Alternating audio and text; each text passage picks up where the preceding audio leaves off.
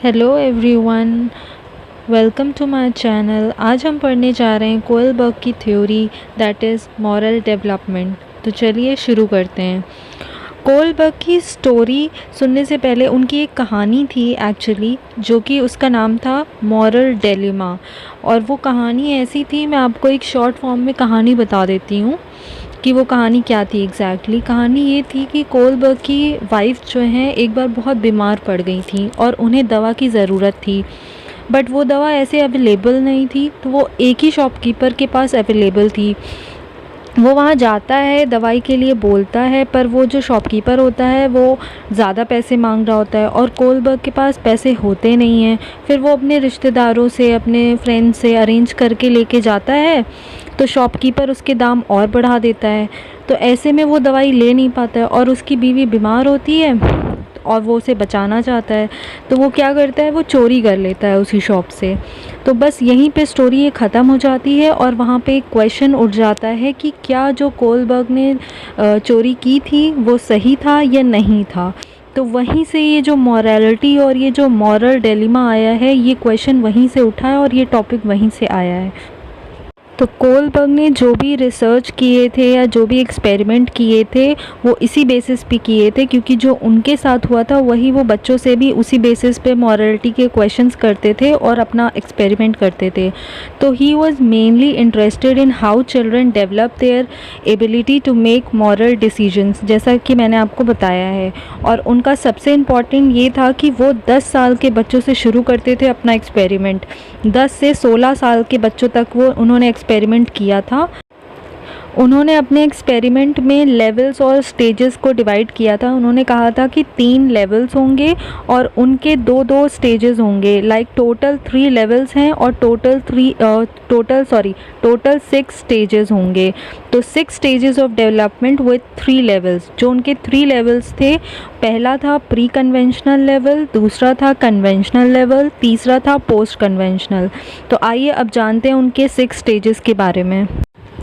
हमारा पहला लेवल है प्री कन्वेंशनल लेवल, जिसके 2 स्टेजेस हैं। पहला है पनिशमेंट एंड ओबीडियंस, दूसरा है पर्सनल रिवॉर्ड।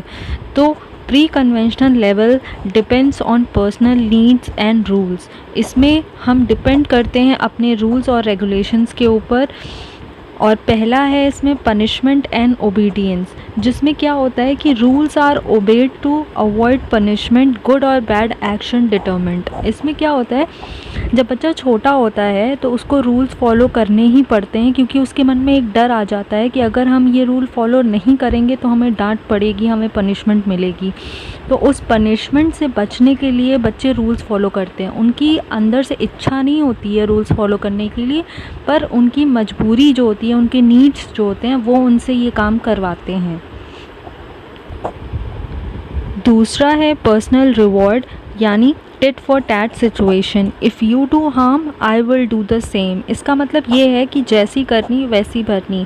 अगर जैसा तुम मेरे साथ करोगे मैं भी तुम्हारे साथ वैसा ही करूँगा। ऐसा फॉर एग्ज़ाम्पल, जैसे अगर 2 लड़के हैं, 2 भाई हैं और दोनों को घर में काम दिया गया है कि सुबह तुम जाओगे सामान लेने, शाम को तुम जाओगे सामान लेने, या एक दिन तुम जाओगे सामान लेने, दूसरे दिन दूसरा भाई जाएगा सामान लेने। अब पहला भाई पहले दिन तो सामान लेने चला गया पर दूसरा भाई नहीं गया, तो जो पहला वाला भाई होगा वो दूसरे वाले भाई से यही कहेगा कि तुम नहीं गए तो अब मैं भी नहीं जाऊंगा। तो ये वाली सिचुएशन इसमें। हमारा दूसरा लेवल है कन्वेंशनल लेवल। अब ये एक ऐसा लेवल है जब आप थोड़ा आगे बढ़ जाते हैं, थोड़े समझदार बन जाते हैं, तो यहाँ पे आपके ट्रेडिशनल वैल्यूज़ इंपॉर्टेंस होने लगती हैं। सोसाइटी से, आप समाज से जुड़ते हैं तो समाज के कायदे कानून भी आपके साथ जुड़ते हैं, तो वह आप उनको भी थोड़ा थोड़ा समझने लगते हैं। फैमिलीज़ की एक्सपेक्टेशंस को जानते हैं, लॉयल्टी प्रेफर करते हैं। तो ये सारी चीज़ें इसमें आ जाती हैं। इसमें 2 स्टेजेस हैं। पहला है good boy good girl concept, दूसरा है law and order orientation. Conventional का जो पहला स्टेज है good boy good girl concept, ये बेस्ड होता है moral decision based on personal liking and pleases.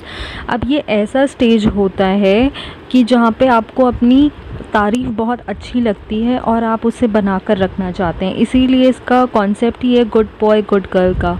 अगर आप अंदर से कैसे भी होंगे, जैसे अगर आप शैतानी भी करते होंगे, आप शरारतें भी, इस एज ग्रुप के बच्चे शरारतें भी करते होंगे, लेकिन वो चाहेंगे कि अगर उनके फैमिली वाले या उनके रिलेटिव्स या उनके कोई अदर रिश्तेदार अगर उन्हें देखें तो वो यही कहें कि ये लड़का तो भाई अच्छा है, ये लड़की तो भाई बहुत अच्छी है। क्योंकि वो अपनी शरारतें उनके सामने लेकर नहीं आएंगे, क्योंकि वो उनके सामने एक इमेज रखना चाहते हैं कि हम बहुत अच्छे हैं, सब लोग हमारी तारीफ़ करें। तो ये 10 से 16 साल के बच्चों के साथ होता है, इस एज ग्रुप में होता है। तो ये अपनी गुड इमेज बना के रखना चाहते हैं। हमारा दूसरा स्टेज है law and order orientation, showing respect to authority, social orders maintained and followed, performing one's duty. अब यहाँ पे बच्चे को लॉ एंड ऑर्डर का मतलब पता चल जाता है, उसे समझ में आ जाता है, क्योंकि वो समाज से जुड़ने लगता है। तो उसे पता है कि हमें समाज के कायदे कानून फॉलो करने पड़ेंगे, उनकी रिस्पेक्ट करनी पड़ेगी। कोई अथॉरिटी है तो उसे फॉलो करना पड़ेगा, उसे रिस्पेक्ट देनी पड़ेगी, और अपनी जो ड्यूटी है जो कि लॉज़ के अंदर आती है, जो हमें लॉज़ फॉलो करने चाहिए, वो उस ड्यूटी को समझने लगता है और उसे परफॉर्म करने लगता है।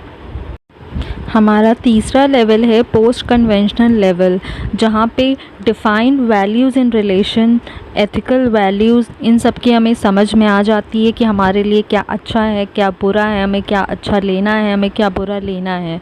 तो हमारा इसमें पहला स्टेज है social terms and contracts. Rules of the society can be changed according to needs, decide what you can adopt from the society and what should be eliminated. अब हम ऐसे पड़ाव पे आ जाते हैं, या बच्चा ऐसे पड़ाव पे आ जाता है जहाँ पे वो सोसाइटी के लॉज रूल सबको समझने लगता है। तो उसको ये पता चल जाता है कि वो सोसाइटी के कौन सी चीज़ों को अपने लिए अडॉप्ट कर सकता है और कौन सी चीज़ों को एलिमिनेट यानी कि हटा सकता है। तो उसे इतनी समझ आ जाती है। हमारा दूसरा स्टेज है यूनिवर्सल एथिकल प्रिंसिपल, जहाँ पे आता है moral judgement, human rights, abstract concepts of justice, equality. अब हम एक ऐसे स्टेज पर आ जाते हैं जहाँ पे हमें सब कुछ समझ में आ जाता है, हमारी ह्यूमन राइट्स, जस्टिस क्या है, इक्वालिटी क्या है। अब हम ऐसी स्टेज पे हैं जहाँ पे हम चाहें तो हम कुछ भी बन सकते हैं, किसी भी पर्सनालिटी को अडॉप्ट कर सकते हैं, चाहे हम अच्छी पर्सनालिटी में आ जाएं, चाहे हम बुरी पर्सनालिटी में ढल जाएं। तो ये सब हमारे ऊपर बेस्ड होता है, जो भी हमारी अंडरस्टैंडिंग होती है, जो भी हमारी समझ इतने ड्यूरेशन में आई होती है, इन सब के बेसिस पे ही हमारी पर्सनालिटी बनती है। क्योंकि जानकारी तो हमें सारी मिल जाती है ह्यूमन राइट्स की, इक्वालिटी की, जस्टिस की। अब वो हमारे हिसाब से जस्टिस क्या है, इक्वालिटी क्या है, ये हमारी समझ के ऊपर डिपेंड होता है। तो इस स्टेज पे बच्चे को जो समझ में आता है उसकी पर्सनालिटी वैसे ही निखर कर आती है। आशा करती हूँ कि आपको मेरा ये थ्योरी पसंद आई होगी, और मैंने अपनी तरफ से पूरी कोशिश की है। अगर आपको पसंद आए, समझ में आए, तो प्लीज़ मेरे चैनल को सब्सक्राइब कर दें, शेयर कर दें, लाइक कर दें। Thank you.